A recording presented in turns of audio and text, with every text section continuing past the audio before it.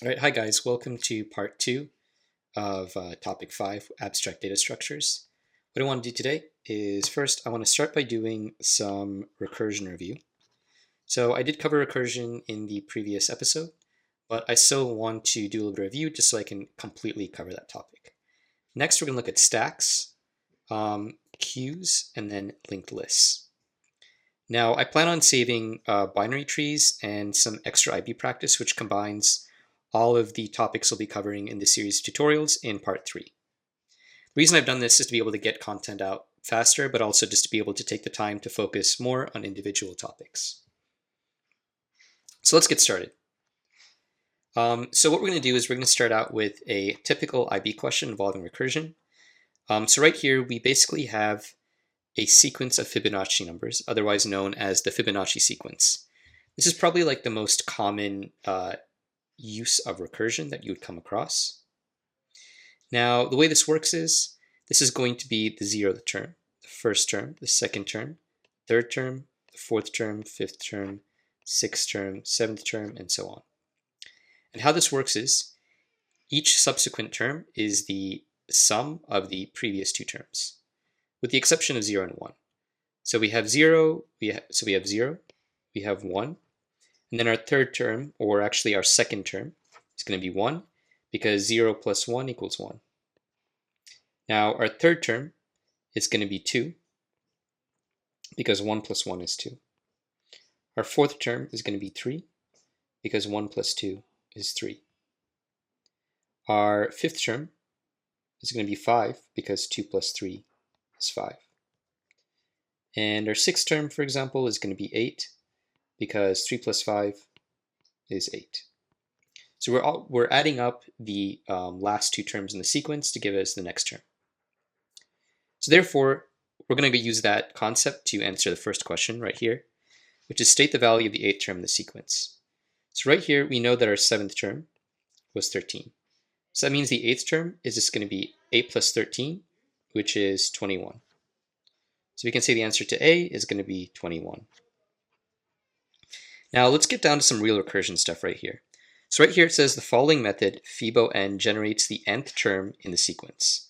The return statement returns the value that the method generates. So right here we basically have a recursive function for generating the term or the number that corresponds to a specific term in the Fibonacci sequence. So for example, if we were to put in 7 as our value of n, we should end up getting 13 as our result. Now, right here we're shown the function, and we're given the task to trace Fibo4 showing the different levels of recursion. So basically what we want to do is we want to show what the result of 4 is going to be by putting in 4 as n, and then showing basically what goes on in the function as we do that. Basically showing the recursion in action. So let's go ahead and let's do that. So right here we have Fibo_n, and we want to find Fibo4. I actually just put this on a different slide so it's easier to demonstrate the recursion. I just had so that I had more space to work. Now, if we have Fibo_n, we're going to go to this line right here first. And we're going to check is n equal to 0 or is n equal to 1. And it's not, so we're not going to return n. We're just going to go to the other statement, which is return Fibo_n minus 1 plus Fibo_n minus 2. So for Fibo4, we're basically going to return Fibo3 plus Fibo2.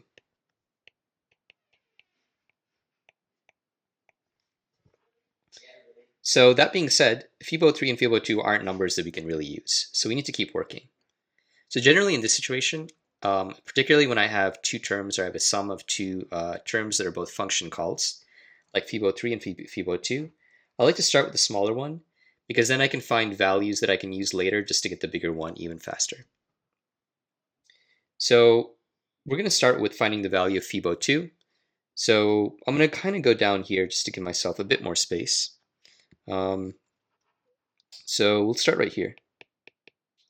Now if 2 is our input to Fibo, we're going to end up with a return Fibo1 plus Fibo0. Now this is easy to work with. So Fibo 1, remember if we have 1 as our input right here, we're going to go directly to the first if statement. And we're just going to return n, which is going to be 1 in this case. So Fibo 1 is just going to be 1. The same thing is true with 0 because we have both of these terms right here in our if statement. So Fibo 1 is 1 and Fibo 0 is 0. And if that's what we're returning to get Fibo 2, that means Fibo 2 is just going to be equal to 1.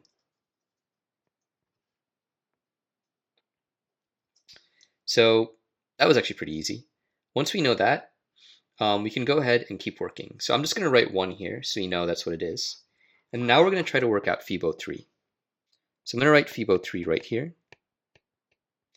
If we have 3 as input, we're going to have return Fibo 2 plus Fibo 1.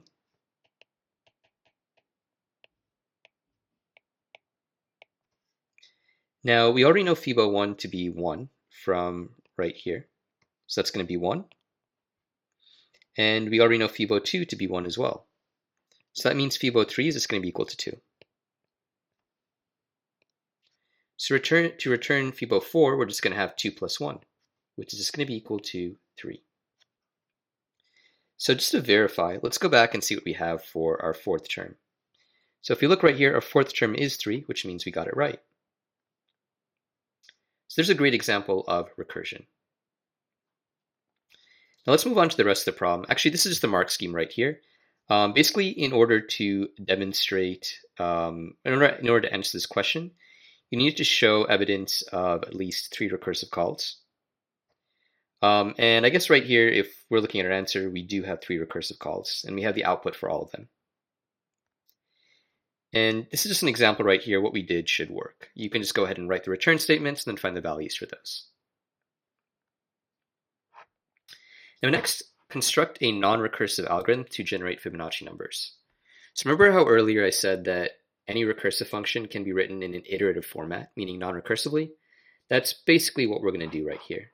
So let's go ahead and go to Visual Studio, and let's try to basically do that. So basically what I'm going to have is I'm going to have a function called Fibo n.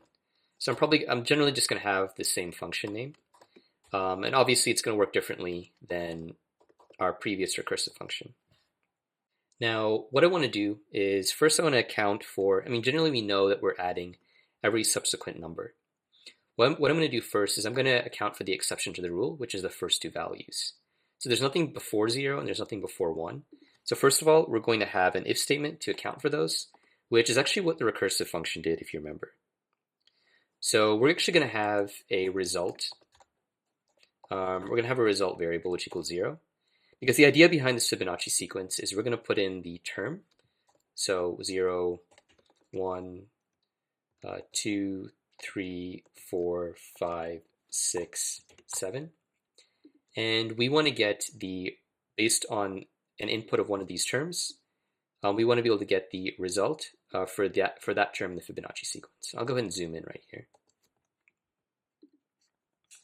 So, but we could have n of any of these values. So we're going to have a result right here, and then we're going to change this variable as we go along. So we're going to say if n equals 0 or n is equal to 1, then result is just going to equal n.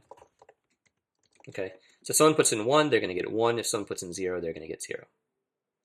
Now after that is when we get into the real Fibonacci stuff.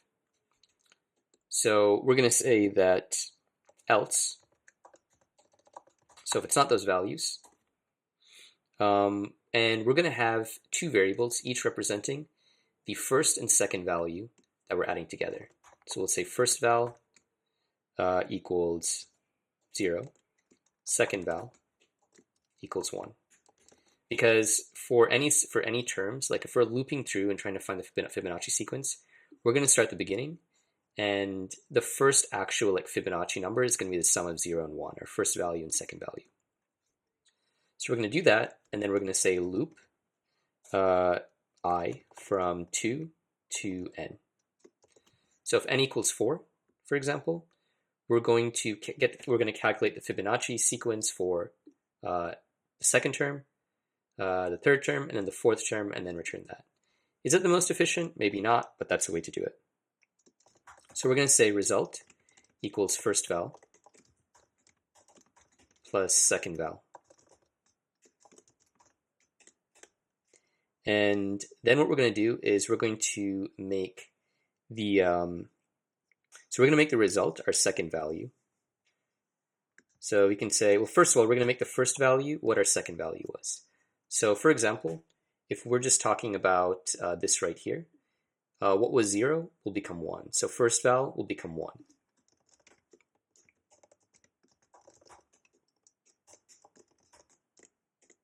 And then second val will become our result.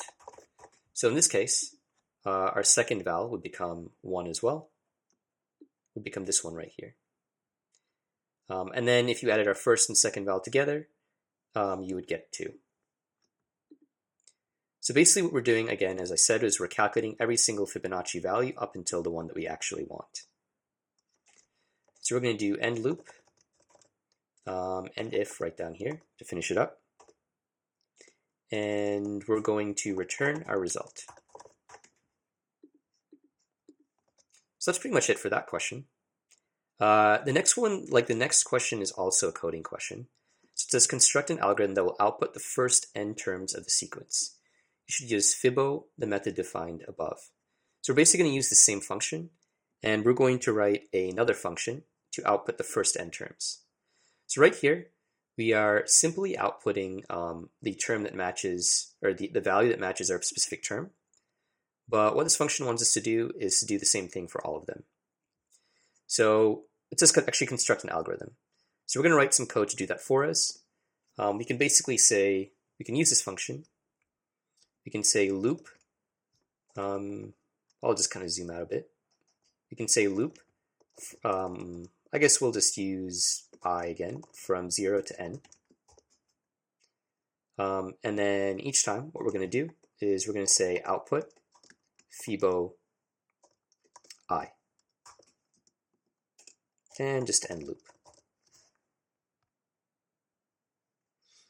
And that should pretty much do it.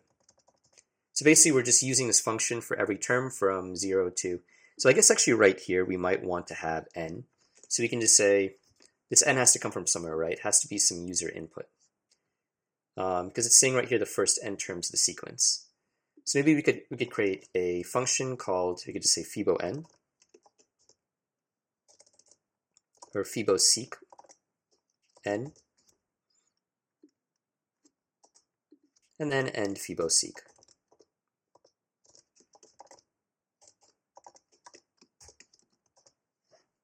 And that'll work. I think either of these would actually work because we're given the variable n right here in the question. But if we wanted to be like really technically correct, I guess this is what we would do. So this was the mark scheme for both of those questions. You can see we pretty much did what was in the mark scheme. These are everything that we would have gotten points for. Again, this was the other question, so pretty straightforward. I actually thought that these two questions, were just a really good example of going beyond just calculating the output of a recursive function, and actually writing some code that is related to recursion, which is something that I kind of skirted over in the previous part. So that being done, let's move on to stacks. Now stacks are generally a dynamic data structure. So previously we were talking about 2D arrays and recursion, which weren't like really that related to dynamic and static data structures. Right here we're talking about what is specifically a dynamic data structure. You may have some instances where the length of a stack is predefined, but in general it's going to be dynamic, meaning that there is no predefined length and we can add and remove at will. So a stack follows a last in, first out scheme. So basically a stack works the same way as a book stack would work, okay? So if we had a stack of books and this is our container, so this is our, let's just say this is our stack, we would put a book in. That could be our book 1, book 2, book 3, and book 4. And then when we want to take a book out, the first book that we would take out would be the fourth book. So we would take the fourth book out, and then the third book, and then the second book, and then the first book. That's basically a stack. So right here we have some better examples of a stack. So we have a stack, and the bottom is the value, the integer 2, and the top is the integer -4. So if you were to add something to the stack, then it would be right here, and that would be done using the function push. So if we have .push9, that means we're adding 9 to the top of the stack. Now, basically the way that this works is we might have a variable s that represents our stack. Okay, and yes, I know I spelled stack wrong. If we were to do s.pushn, that means we would be adding n to that stack. Now, if we wanted to remove something from the stack, we could do s.pop. Well, we have a parameter for push, and we can control what we put in the stack. We can't control exactly what we take out of the stack.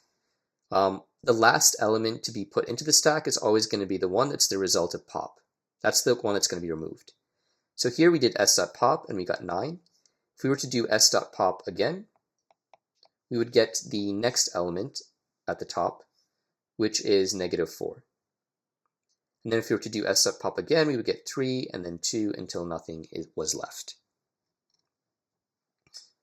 So that being said, what we're going to do now is we're going to do a bit of coding with stacks. So we're going to add and remove from a stack, which I kind of just showed you, but it's still useful to see in code format. We're going to completely empty a stack, so take everything out of a stack. We're going to transfer from an array to a stack and vice versa. And then we're going to count the number of values in the stack. Let's go back to Visual Studio and let's get started. Okay, so what I'm going to do right here is I'm going to create a stack. We'll just say new stack.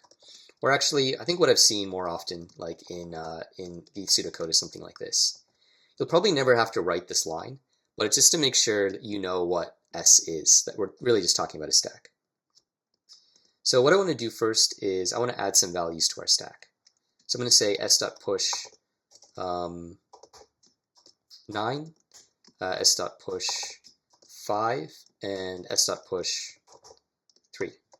So that means our stack is going to look like this, basically, 9, 5, 3, with the 3 being at the top of the stack and then 9 being at the bottom of the stack.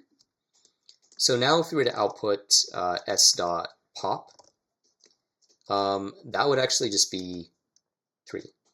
If we were to do s.pop again, so we were to output s.pop again,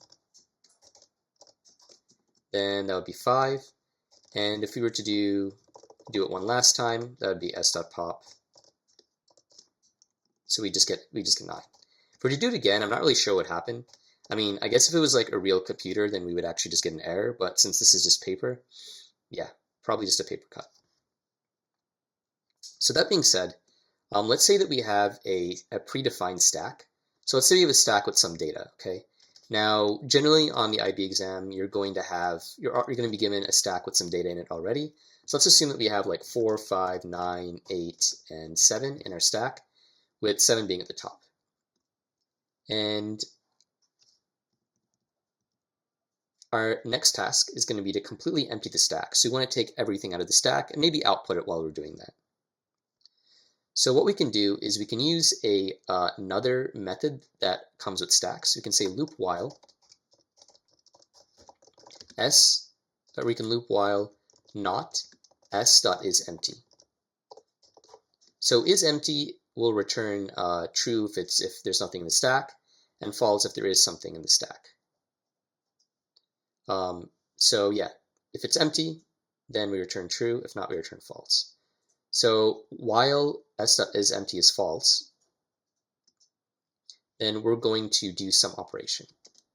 So basically what we're going to do is we're going to say output s.pop, end loop. So each time we're going to check, okay, is s.isEmpty false? Yes. Then pop. That'll be 7.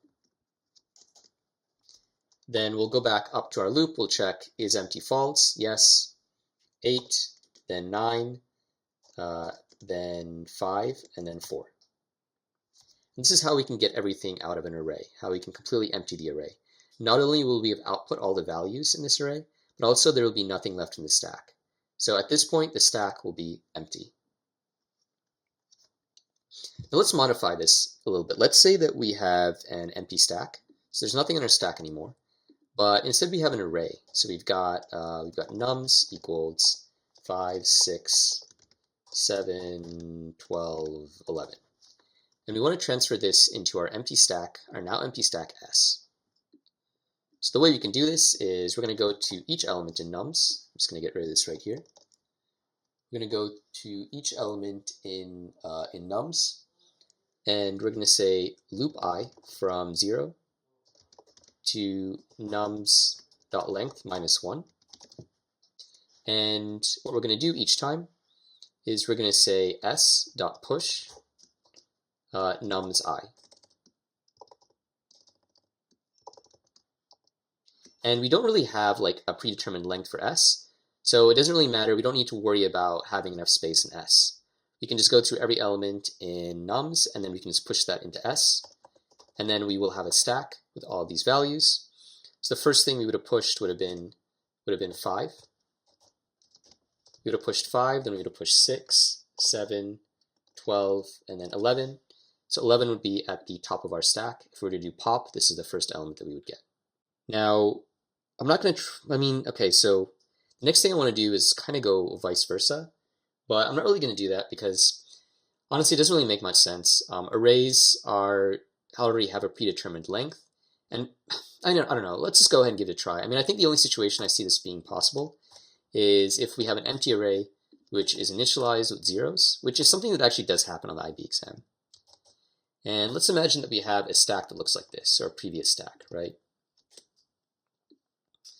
And we have the stack right here, and we want to put it into our nums array. And luckily, the stack has exactly the same values as in the nums array. So what we're going to do is we're going to do loop while not s.isEmpty. Nums, also we need a counter, right? So we'll say I equals 0, we'll say count equals 0. Num count equals s.pop. And count equals count plus 1, just to increment count and just keep it so we can just keep going through the array. And then end loop. And that means that our nums array is going to look like 11,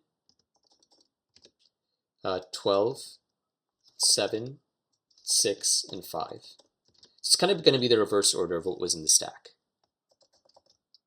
Because first we're popping 11, and then 12, and then 7, and then 6, and then 5, and then storing into the array. So that's basically transferring from a stack to an array, which again is maybe an unlikely scenario, but I still think it was worth going through in retrospect. Now the last task we're going to do is to count the number of values in a stack. So let's say we have this stack right here.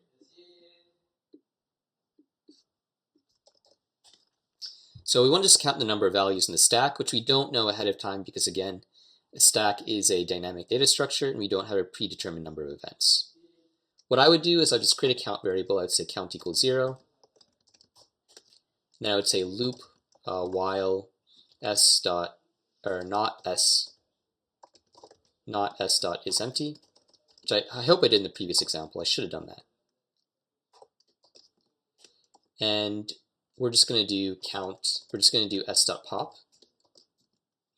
and then we'll just do count equals count plus 1. And this will keep running until there's nothing left in the stack. And then we can just output count. If we wanted to find the average, for example, we could just do sum, and we could do sum equals sum plus s.pop, and then output sum divided by count. And that would give us the average of everything in the sum. I guess if we wanted to find the maximum, that's kind of interesting. We can just say max equals 0. Or actually, I guess we could say max equals s.pop, just to get the first element, just to get this one right here. Okay? And we're going to go through the stack just as we normally would. Well, we'll just say if s.pop, well, actually, we're going to store that in an element. So we'll say, val equals s.pop. We're going to do that. Well, okay, we're going to say if val is greater than max, then max equals val. Now I'm doing this right here because if I just did s.pop and s.pop right here, every time that I do s.pop, that actually that will remove something from the stack. So they'll kind of throw off our ability to accurately figure out what the maximum is. So I'm just going to do if val max equals val, and if, and then at the end I should just be able to print out the maximum. So those are some cool ways in which we can work with stacks. The main thing I think you should probably know is that you need to know how to use s.pop, s.push, which we'll have a parameter for, and s dot is empty, which will just come in handy with the while loop. Now, one thing that I want to go over is like when we would actually use a stack. So as we saw right here, we can use to keep track of function calls, but really like we could use to keep track of function calls. We could use it also to keep track of previous actions taken in a game, for example. Basically anywhere where we want to use this last in, first out format is a good candidate for using stacks, where we want to be able to see the most recent thing that we accessed. I guess search history would be another good example of being able to use a stack as well, where if we popped search history, we would see the last thing that we accessed, and we could see everything from recent to old. So that being said, let's go ahead and let's take a look at a practice problem involving stacks. So right here it says the names of students attending a science fair were recorded in a stack data structure as each one arrived. So this is presumably the first one that arrived, and this was the last one to arrive right here. So it says Troy is currently in position 0 in the stack. So we can say this is position 0, 1, 2, 3, 4, 5, 6, 7, with the first one to arrive being in the last position, in position 7. Construct the pseudocode that will search the stack for a specific name and output its position in the stack. You may assume that all names in the stack are unique. So let's go back to Visual Studio and let's get started. You don't actually have to write this in your code, but I'm just going to refer to it as S because again, it just says a stack data structure. This is kind of weird. Like I'm just going ahead and looking at the mark scheme, but it never actually says anything about creating any sort of method. It just says construct the pseudocode. So that being said, let's just assume that we have a stack. Or let's assume that we have a stack. I'll just put in a comment. Stack S. Pretty sure if you did that in the IB exam, you'd be totally fine. So we want to search the stack for a specific name and output its position in the stack. Let's say target name is an input, because I guess we're having the user search for a specific name. So we can just say input target name. And we're just going to search through the stack, and I guess we're just going to output the current position when we find it. So what I want to do is I want to loop. So I'm going to do loop while, not s dot is empty. I'm just going to start popping. And I also want to keep track of what the position is. So we're going to start with count equals 0, because we know that first pop is going to have a position of 0, because Troy is in position 0. So what we're going to do is we're going to say s.pop, or maybe actually I just want to make this -1. So if we do s.pop, we'll check. We'll say if we'll say current name equals s.pop,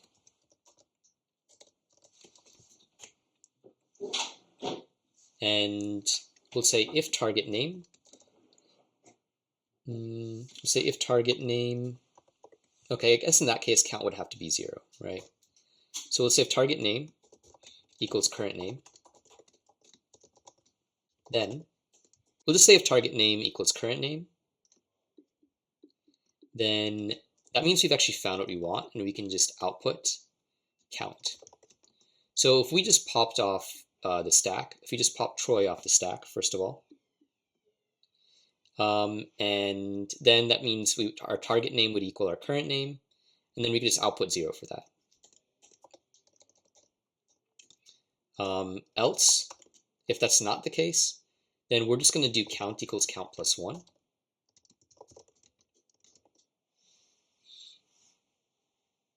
And we'll just move on. That actually makes sense.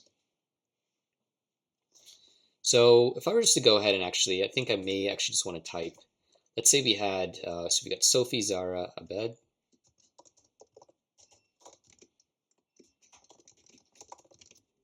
Then we have Ryan, Rick, Jane.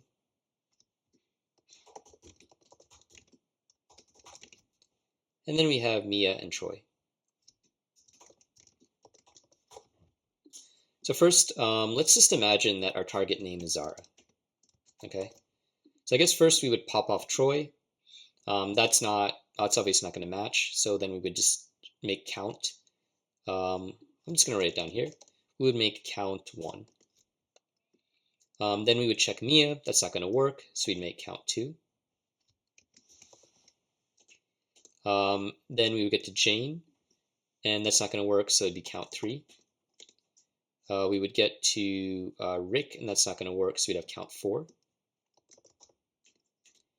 We would get to Ryan, and that's not going to work. So we'd have 5 as count on Ryan. We're going to get to Abed. That's not going to work. So we're going to change our count to 6 at Abed. And then we're going to get to Zara. And so Zara should actually be 0, 1, 2, 3, 4, 5, 6. So yeah, we're going to have Zara, and we're just going to output 6, because remember, we're outputting the count that we just incremented. So yeah, at Zara, we're not going to do anything. We're just going to have Zara. And then we can just output 6, because we're never going to get to this count equals count plus 1. If we look at the mark scheme alternatively, so we could also just have a method that is effectively going to do the same thing. I think that one thing we have right here in the mark scheme that I didn't do is it says if name depth equals -1, then output name not found. However, is that actually, so that's actually not, we actually don't really get a point for that, because this is worth 5 points. And it never told us that we needed to actually handle the situation where the name wasn't found. So that's not really important. So this roughly follows what we did. What I want to do to end this is I actually want to do end if and end loop, just to make sure that we're staying syntactically consistent. Okay, so that's basically what I had in mind for stacks. Now let's move on to queues. So queues are a dynamic data structure. Unlike stacks, which follow the last in, first out paradigm, queues follow the first in, first out paradigm. So what that means is that if we have a queue like so, this is the front of the queue and this is the back of the queue. So 2 is the front and -4 is the back. If we add an element, that's going to go to the back. So let's say we use the onQueue function, and we do onQueue9, which adds values to a queue. Our 9 is going to be at the back. However, if we use our dequeue function, we want to remove a value from our queue, we're actually going to remove it from the front. Now, the best way to think about a queue is like a real-life queue. So let's say we have 5 people queued up at a government office to get some paperwork taken care of. Now, if we add a new person, that person is going to go to the back. That can symbolize our onQueue function. However, if we want to remove a person, we're going to take them from the front. So if someone is being taken care of at the office, that's going to be the person in the front, and they're going to be removed from the queue to be taken care of, which represents our dequeue function. So that's basically how queues work. We can create a queue. We'll just create a queue like so. Or I guess we can say queue. There's a bunch of different ways to do this, and I'm also terrible at spelling queue. It's really hard. But once we do that, we would do q dot on q. Okay, I can't spell q, or q dot dq. Now what we want to do is we're going to go back to Visual Studio, then we're going to write some code to see what this really looks like. And we're going to basically complete some of these basic tasks, or demonstrate some of these basic tasks, which are adding and removing values from a queue, completely removing all values from a queue, transferring from an array to queue, from a stack to queue, and then counting the number of values in a queue. Let's get started. So let's say we have a queue, we have an empty queue.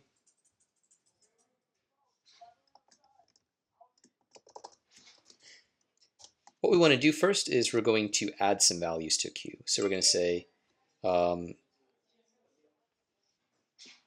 queue.onQueue. I hate spelling queue. 9. I'm just going to copy that so I don't have to type on queue every time because it kills me. So 9, 3, and 7. Okay.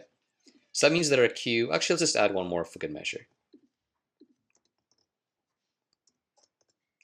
So that means that we're going to have, so we added 9 first, that's going to be the front of the line, then 3, and then 7, and then 4. 4 is going to be at the back, and 9 is going to be at the front. So on queue first had added 9, then 3, then 7, and then 4. Now if we were to output q.dq,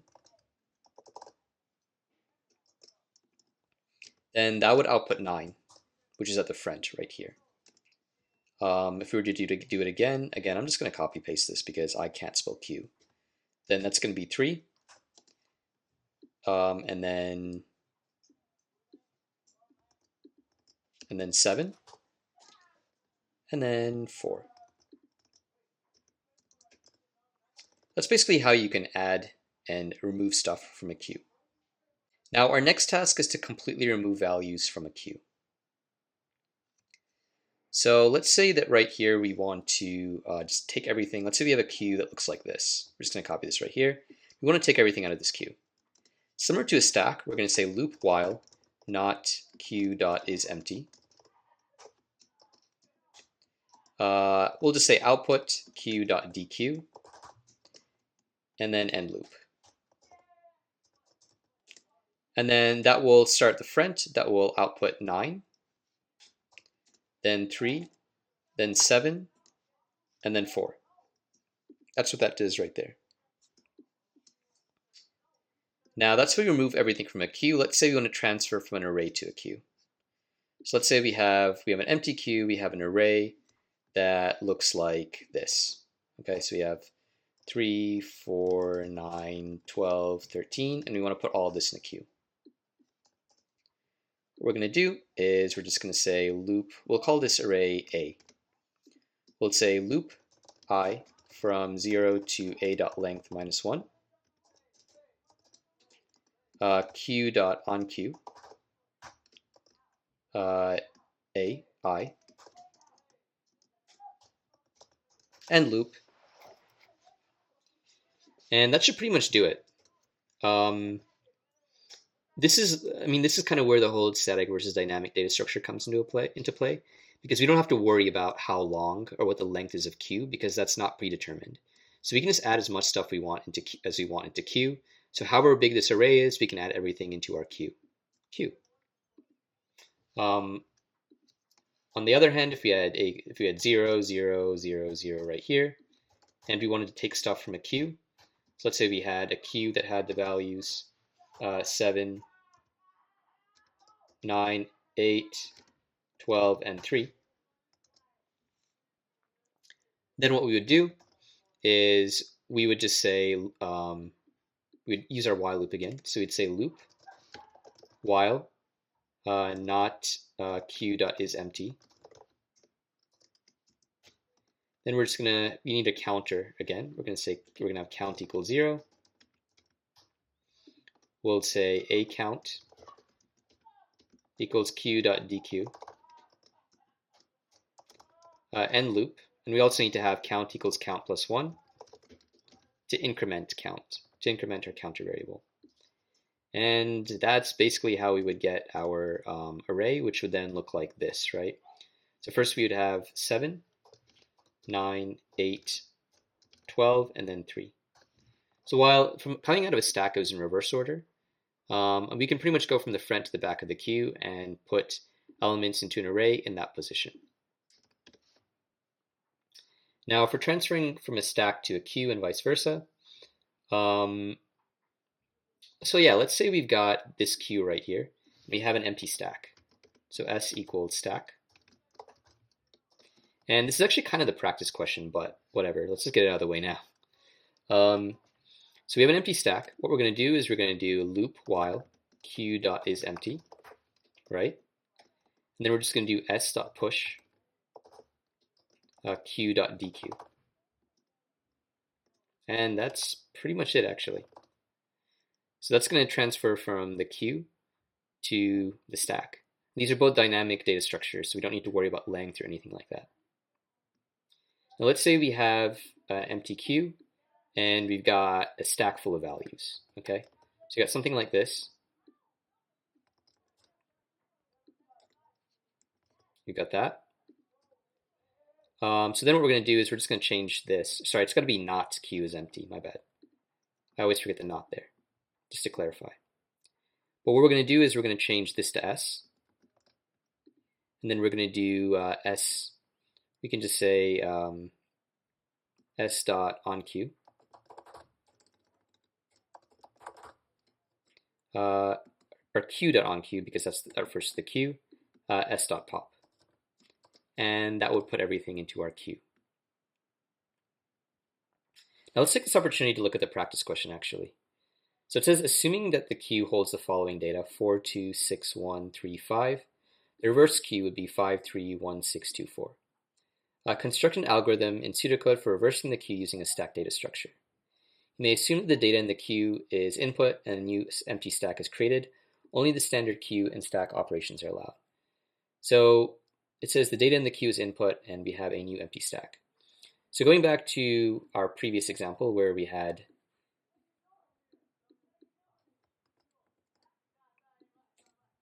this, right, in our previous example.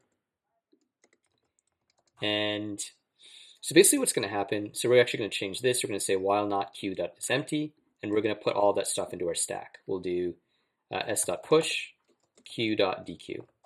What we want to take a look at for this particular question is what order things are going to be in the stack, right?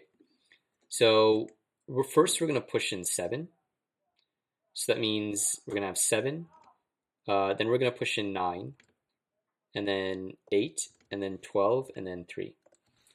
And basically, things are going to go into the stack the same way as, I mean, it's basically going to look like a queue, right?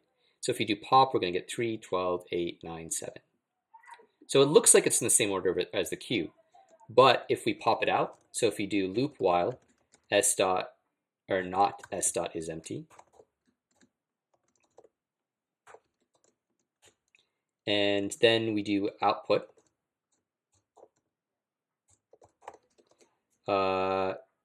s dot pop and loop, we're actually going to go in reverse order from how it is in the queue. So first we're going to output 3, and then 12, and then 8, and then 9, and then 7. So why is that important? That's important because right here it says construct an algorithm in pseudocode for reversing the queue using a stack data structure. So basically, if we just put everything into our queue, and then we just take it out, it's going to be in reverse order, just by virtue of how queues and stacks work. And that's basically what we did right here. And that would just be the answer to that question. Basically just put things into the queue. We basically take things out of the queue and then put them into the stack. And then we end up popping them out in reverse order, which accomplishes the task that is set forth by this particular question. Now let's solve our practice question. The last thing we're going to do is count the number of values in the queue. So let's say we've got this queue right here. We'll go ahead and get rid of this nonsense right here.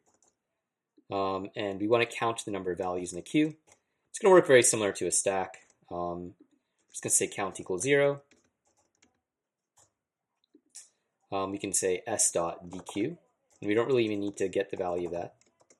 And then count equals count plus 1. I'm not going to go into the other average and maximum minimum stuff because it pretty much works the same way. So those are basic tasks involving queues. And along the way, we also went through this practice question. Now, I was originally going to cover linked lists in this tutorial as well, but this is already getting pretty long. So I think that our next tutorial will cover linked lists and binary trees, as well as some extra practice questions.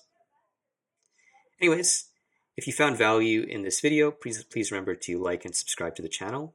And also check out the study guides linked in the description below, which basically take all this information and compress it into an easy to use and basically a very compact package for studying for the IB exam. Anyways, have a nice day.